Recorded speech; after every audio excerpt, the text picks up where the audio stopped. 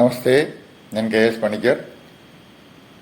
ഞാൻ ഇന്ന് പറയാൻ ഉദ്ദേശിക്കുന്നത് ഭാരത ആത്മീയ സിദ്ധാന്തങ്ങളിൽ പാപമാണെന്ന് പരക്കെ അറിയുന്ന ലൈംഗികതയെക്കുറിച്ചാണ്. ഓരോ വ്യക്തിയും ഇതിൻ്റെ മാനദണ്ഡം, ഇതിൻ്റെ പിന്നാമ്പുറം അറിഞ്ഞിരിക്കേണ്ടത് അത്യാവശ്യമാണ്. പരക്കെ ഇതിനെക്കുറിച്ച് തെറ്റിദ്ധാരണകൾ വളരെയധികം വിപുലമായി വളർന്നുകൊണ്ടിരിക്കുന്ന ഒരവസരത്തിലാണ് ഇങ്ങനെ ഒരു വീഡിയോ ഇടണമെന്ന് എനിക്ക് തോന്നിയത്. എന്നാൽ ലൈംഗികതയെക്കുറിച്ച് വളരെ വിപ്ലവകരവും ദീർഘവീക്ഷണമുള്ള ചിന്തകൾ പങ്കുവച്ച വ്യക്തിയാണ് ഓഷോ അല്ലെങ്കിൽ രജനീഷ് എന്ന് പറയുന്നത്.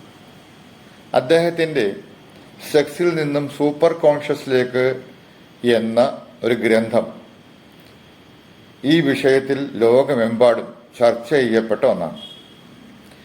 ലൈംഗികതയെ സമൂഹം തെറ്റിദ്ധരിക്കുന്നതിനെക്കുറിച്ചും അതിൻ്റെ യഥാർത്ഥ ഭാവത്തെക്കുറിച്ചും ഓഷോ പറഞ്ഞ ചില പ്രധാന കാര്യങ്ങളാണ് ഞാൻ പറയാൻ ഉദ്ദേശിക്കുന്നത്.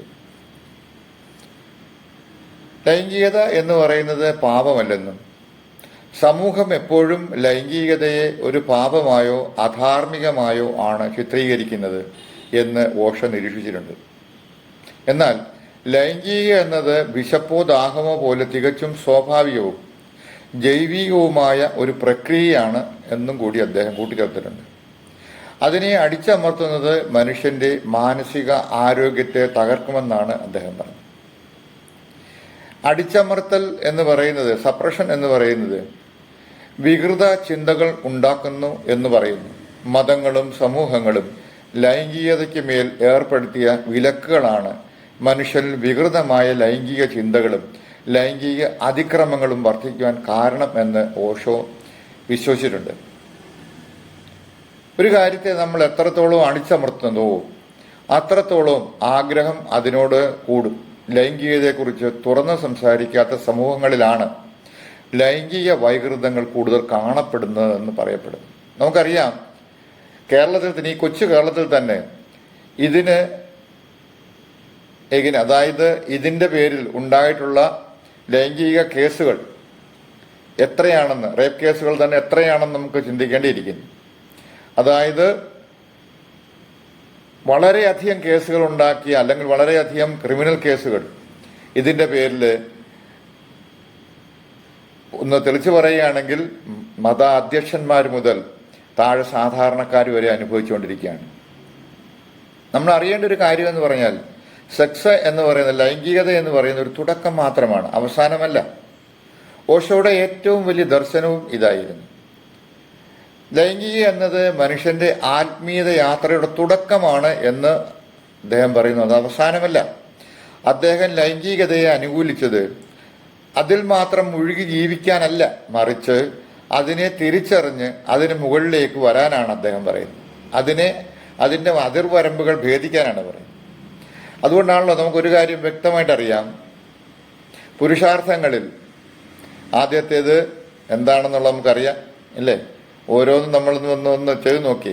ധർമ്മ അർത്ഥ കാമമോക്ഷങ്ങൾ, ധർമ്മവും അർത്ഥവും കാമവും മോക്ഷവും, ഈ 4 എന്താണെന്ന് തിരിച്ചറിയുന്ന വ്യക്തിക്ക് ഈ മൂന്നാമത്തത് എന്താണെന്ന് വ്യക്തമായൊരു ധാരണ ഉണ്ടാവണം എന്നാണ് പറയുന്നത്.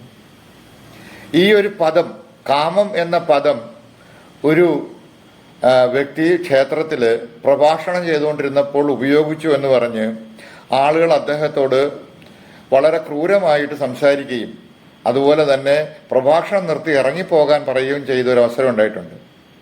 ഭഗവത്ഗീതയിൽ കാമം എന്ന് പറയുന്ന ഈ പദം പലതവണ ഉപയോഗിച്ചിട്ടുണ്ട്. ഇതിൻ്റെ അർത്ഥം വ്യക്തമാക്കാത്തത് കൊണ്ടാണ് ആളുകൾ ഇത് തന്നെ തെറ്റിദ്ധാരണയാണ്. ലൈംഗികതയെക്കുറിച്ചുള്ള തെറ്റിദ്ധാരണ പോലെ കാമം എന്ന് പറയുന്നതിലും തെറ്റിദ്ധാരണ ഉണ്ടായിട്ടുണ്ട്. അത് ഏതാണ്ട് ഇതുമായിട്ട് മാത്രം ബന്ധമുണ്ട് എന്ന രീതിയിലാണ് ആൾ തെറ്റിദ്ധരിച്ചിരിക്കുന്നത്. ലൈംഗികതയായിട്ട് മാത്രം ബന്ധപ്പെട്ട്, കാമം എന്ന് പറഞ്ഞാൽ ഇച്ഛ എന്ന് മാത്രമേ ഉള്ളൂ, ആഗ്രഹം എന്ന് മാത്രമേ ഉള്ളൂ. പക്ഷെ ആ പദത്തിനെ പോലും മനുഷ്യൻ ആ തരത്തിലാണ് കാണുന്നത്. അങ്ങനെയുള്ള ഒരു സമൂഹത്തിലാണ് നമ്മൾ ജീവിക്കുന്നതെങ്കിൽ ഇതിനെക്കുറിച്ച് പറയുമ്പോൾ തന്നെ. പക്ഷെ ഇതെല്ലാം ഇരുട്ടിന്റെ മറവിൽ മനുഷ്യൻ വളരെ വളരെ അതാണ് ലളിതമായ രീതിയിൽ ചിന്തിക്കുകയും എന്നാൽ പ്രകാശത്തിന്റെ സൂര്യന്റെ വെളിച്ചത്തിൽ ഇതിനെപ്പറ്റി എതിർത്ത് പറയുകയും ചെയ്യുന്ന എത്രയോ കക്ഷികൾ നമ്മുടെ കൂട്ടത്തിലുണ്ട്. നിങ്ങൾ തന്നെ സംസാരിക്കുമ്പോൾ മനസ്സിലാക്കാൻ പറ്റും. അപ്പം ധർമ്മ അർത്ഥ കാമ മോക്ഷത്തിൽ ധർമ്മവും അർത്ഥവും കാമവും മോക്ഷവും ഇതെല്ലാം തന്നെ നമുക്ക് വ്യക്തമായിട്ട് തരുന്നതിന് വേണ്ടിയിട്ടാണ് പുരുഷാർത്ഥം ഉണ്ടാക്കി വെച്ചിരിക്കുന്നത്. ഒരു വ്യക്തിക്ക് ജീവിച്ച് പോകേണ്ട അതിർവരമ്പുകളാണിതെല്ലാം. ധർമ്മത്തിൽ കൂടി അർത്ഥം സമ്പാദിക്കാൻ പറഞ്ഞു, ധർമ്മം എന്താണെന്ന് മനസ്സിലാക്കാൻ പറഞ്ഞു. അതുപോലെ തന്നെ അതിൽ കൂടി ഒരുത്തന്റെ പോക്കറ്റിൽ ഇരിക്കുന്ന പൈസ യാതൊരു പണിയും ചെയ്യാതെ അവനെ ചീറ്റ് ചെയ്ത് വഞ്ചിച്ചിട്ട് തൻ്റെ പോക്കറ്റിലേക്ക് വരുന്നതല്ല ധർമ്മം എന്ന് പറയുന്നത്. പ്രയത്നിച്ച് അവനുണ്ടാക്കുന്ന അർത്ഥം, അതായത് എങ്ങനെയാണോ അത് ധർമ്മത്തിൽ കൂടി വേണം എന്നാണ് മഹാഭാരതത്തിൽ പോലും ഭീഷ്മർ രണ്ട് കൈകളും ഉയർത്തി പറയുന്ന ഇതാണ്. ധർമ്മത്തിൽ കൂടി അർത്ഥം ഉണ്ടാക്കാൻ, ധർമ്മത്തിൽ കൂടി സഞ്ചരിക്കാൻ പറഞ്ഞു.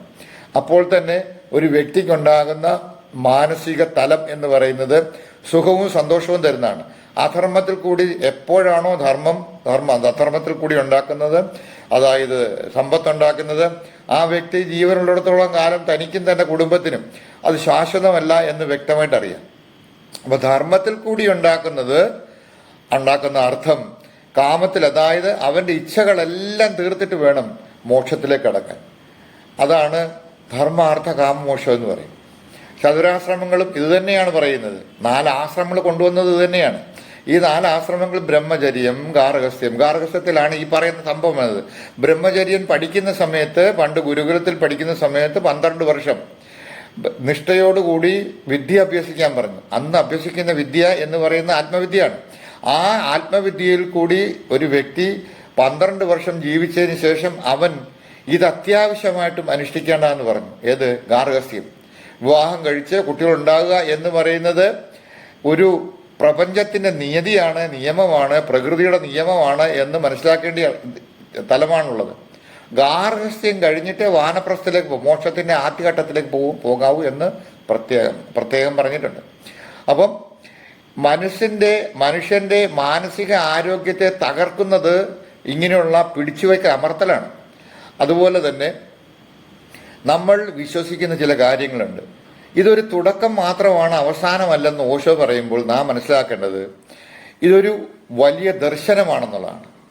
അതായത് മനുഷ്യന്റെ ആത്മീയ യാത്രയുടെ തുടക്കം മാത്രമാണ്, അവസാനമല്ല. ഇതിനെ ഭയപ്പെടാതെ അതിന്റെ സ്വാഭാവികതയിൽ അനുഭവിക്കുമ്പോൾ മാത്രമേ മനുഷ്യനെ അതിലുള്ള അമിതമായ ആസക്തി അവസാനിക്കൂ എന്ന് പറയും. ഇത് എന്തോ ഒരു സംഭവം ആണെന്നും അടക്കി വെച്ചിരിക്കുകയാണെന്നുള്ളത് കൊണ്ടാണ് ഈ ആസക്തി അവസാനിക്കാതെ പോകുന്നത്.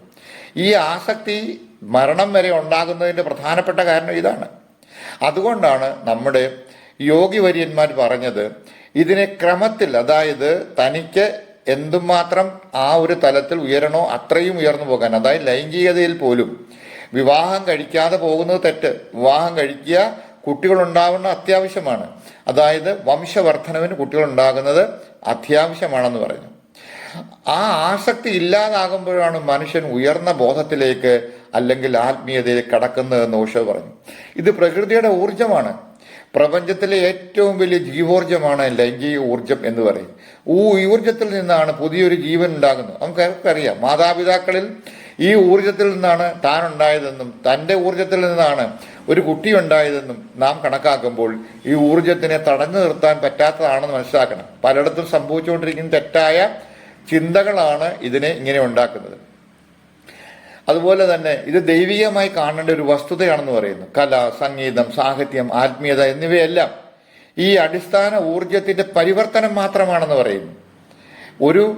ഏതെങ്കിലും ഒന്നിലേക്ക് നമ്മൾ ഇറങ്ങിത്തിരിക്കുമ്പോൾ, കലയിൽ ഇറങ്ങിത്തിരിക്കുന്ന സംഗീതത്തിൽ, ഇതെല്ലാത്തിലും നമുക്കുണ്ടാകുന്ന ഒരു അഭിവാഞ്ചയും അതിലുണ്ടാകുന്ന ഒരു സുഖവും ഇത് തന്നെയാണ് ലൈംഗികതയിൽ ഉണ്ടാകുന്നതെന്ന് ചിന്തിക്കുമ്പോൾ മാത്രമേ ഇതും അതുപോലുള്ള ഒരു ഘടകം മാത്രമാണെന്ന് നമുക്ക് മനസ്സിലാക്കാൻ പറ്റും.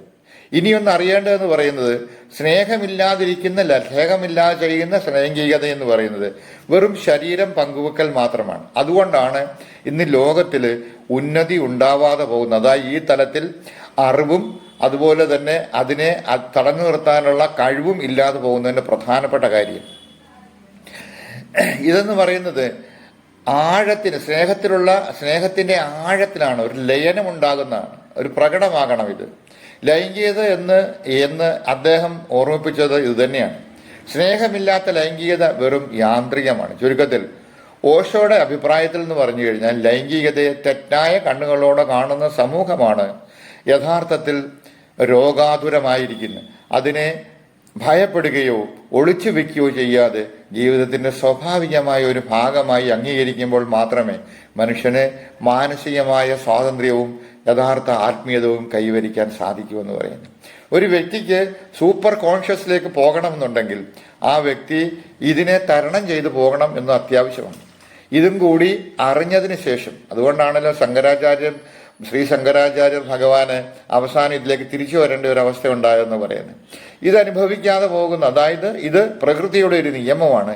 ഈ നിയമത്തെ ഉല്ലംഘനം ചെയ്ത് അല്ലെങ്കിൽ ഇതിനെ മറികടന്ന് ഒരു വ്യക്തിക്കും അതിലേക്ക് പോകാൻ സപ്രഷൻ ചെയ്യുന്തോറും തടഞ്ഞു നിർത്തുന്നത് മാനസികമായ എന്തൊക്കെയോ നിങ്ങൾക്ക് പ്രശ്നങ്ങൾ ഉണ്ടാകുന്നു എന്നാണ് ഇതിന് പ്രധാനം. അപ്പം ഒന്നിനെയും തടഞ്ഞു നിർത്താതെ ഇതെല്ലാം യാഥാർത്ഥ്യമാണെന്നും ഇതെല്ലാം പ്രപഞ്ചത്തിന്റെ നിയമത്തിൽ ഉൾക്കൊണ്ടതാണെന്നും അറിഞ്ഞുകൊണ്ട് പോകുന്ന വ്യക്തിക്ക് ജീവിതത്തിൽ എപ്പോഴും മുന്നേറ്റം മാത്രമേ ഉണ്ടാകൂ. അതിനെ അനുഭവിച്ചറിയുകയും ആ അനുഭവത്തിൽ കൂടി മുന്നോട്ട് പോകുമ്പോഴുണ്ടാകുന്ന യാഥാർത്ഥ്യം മനസ്സിലായിക്കൊണ്ട് ഒരു വ്യക്തിക്ക് ആത്മീയ തലത്തിൽ സൂപ്പർ കോൺഷ്യസിലേക്ക് പോകാൻ പറ്റുമെന്ന് ഓഷോ പറയുന്നതിന്റെ സത്യം ഇതാണ്. നമസ്കാരം.